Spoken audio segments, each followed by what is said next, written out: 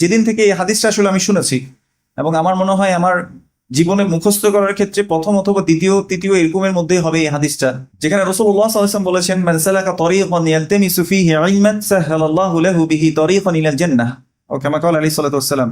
যে ব্যক্তি জ্ঞান অর্জনের করার জন্য পথ চলা শুরু করলো, সে এখন মুফতি হয় নাই, মুহাদ্দিস হয় নাই, মুফাসসির হয়ে যায় নাই, শুধুমাত্র জ্ঞান অর্জন করার জন্য পথ চলা শুরু করলো, সাহহালাল্লাহু লাহু বিহি তরিকান ইলাল জান্নাহ, এর দ্বারাই আল্লাহ সুবহানাহু ওয়া তাআলা জান্নাতের পথকে সহজ করে দেবেন। শুধু যে জ্ঞান অর্জন করার জন্য পথ চলা শুরু করলো, তার মানে আপনি যখন থেকে ঘর থেকে বের হয়ে মনে করেন এই দার্সে আসার আগ পর্যন্ত আপনার নিয়া যদি এটা থাকে যে আমি আল্লাহ সুবহানাহু ওয়া তাআলার দ্বীনের জ্ঞান অর্জন করতে বের হচ্ছি, তার মানে আপনি পথ চলা অলরেডি কি করেছেন, শুরু করে দিয়েছেন।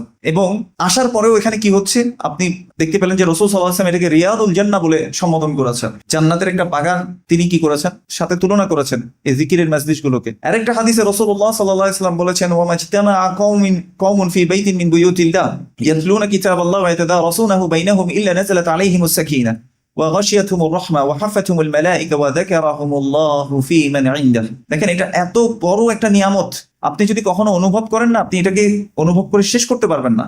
রাসূলুল্লাহ সাল্লাল্লাহু আলাইহি ওয়াসাল্লাম বলেছেন, যখনই কোনো গোত্র আল্লাহ সুবহানাহু ওয়া তাআলার কোন একটি ঘরে তারা একত্রিত হয়, ইয়াতলুনা কিতাবাল্লাহ, যেখানে তারা আল্লাহর কোরআন তিলাওয়াত করে, যেমন আমরা আজকে একটা আয়াত এখানে বলেছি যে আল্লাহ রাসূল সাল্লাল্লাহু আলাইহি ওয়াসাল্লামকে আল্লাহ আদেশ করেছেন ওয়া কুর রব্বি জিদনি ইলমা, তাহলে একটা আয়াত তেলাওয়াত করেছি। এই আয়াতের যে শিক্ষা, একে অন্যকে যারা শিক্ষা দেয়, কোরআনের আয়াত তেলাওয়াত করে একে অন্যকে এভাবে কোরআনের আয়াতের শিক্ষা তারা শিক্ষা দিয়ে থাকে, কি পুরস্কার দেয়া হয়, ইল্লা নাযালাত আলাইহিমুস সাকিনাহ, তাদের উপরে আল্লাহ সুবহানাহু ওয়া তাআলার পক্ষ থেকে সাকিনা নাজিল হয়। একটা জিনিস চিন্তা করে দেখেন, আপনাকে যদি বলা হয় যে আজকে 4টা বাজে আপনি সিএফসি সেন্টারে আসবেন, আপনাকে 2 কোটি টাকা ব্যাংক ব্যালেন্স দেওয়া হবে, আর খুলশিতে আপনাকে 2টা ফ্ল্যাট দেওয়া হবে, আপনারা কেউ আসা বন্ধ করবেন?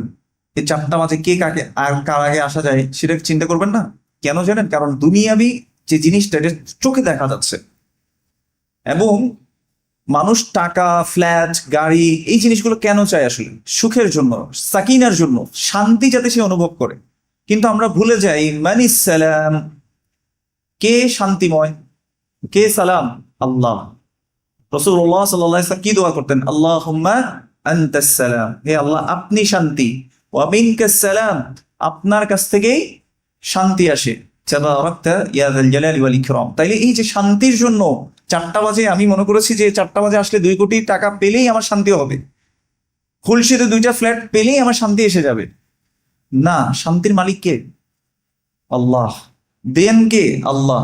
তাহলে কেউ যদি এরকম জিকিরের মজলিসগুলোতে, ইলমের মজলিসগুলোতে আসে, রাসূলুল্লাহ সাল্লাল্লাহু আলাইহি ওয়াসাল্লাম বলেছেন, ইল্লা নাযালাত আলাইহিমুস সাকিনাহ, তাদের উপরে আল্লাহ সুবহানাহু ওয়া তাআলার পক্ষ থেকে সাকিনা নাজিল হতে থাকে। 2 নম্বর পুরস্কার, ওয়া গাশিয়াতহুমুর রাহমা, তাদেরকে আল্লাহ রাহমা কি করে রাখে? বেষ্টনী করে রাখে। ওয়া হাফাতুহুমুল মালায়েকা, মালায়েকারা তাদেরকে ঘিরে রাখে। এবং 4 নম্বর পুরস্কার, এবং যেটা সবচেয়ে দামি পুরস্কার, যেটা বলছি, আপনি যদি অনুভব করতে পারেন তাহলে আপনার হৃদয় বিগলিত হয়ে যাবে। ধরুন আপনার জীবনে সবচেয়ে প্রিয় একজন আইডল থাকে অনেকের, মনে করেন যে আপনি চান যে আপনাকে ইমাম বুখারী রাহিমাহুল্লাহ, মনে করেন যে যদি উনি বেঁচে থাকতো, ইমাম বুখারী রাহিমাহুল্লাহ আপনার নাম ধরে মেনশন করবে, তা কেমন লাগতো? অথবা বাদ দেন, এখন মনে করেন যে কাবার যে ইমাম সাহেব আছেন, মনে করেন যে উনি একটা লেকচারের মধ্যে এসে আপনার নাম বললেন, মনে করেন যে আমার নামই বললো যে ওয়াসিউজ্জামান বাংলাদেশে, উনি আমার একজন ভাই।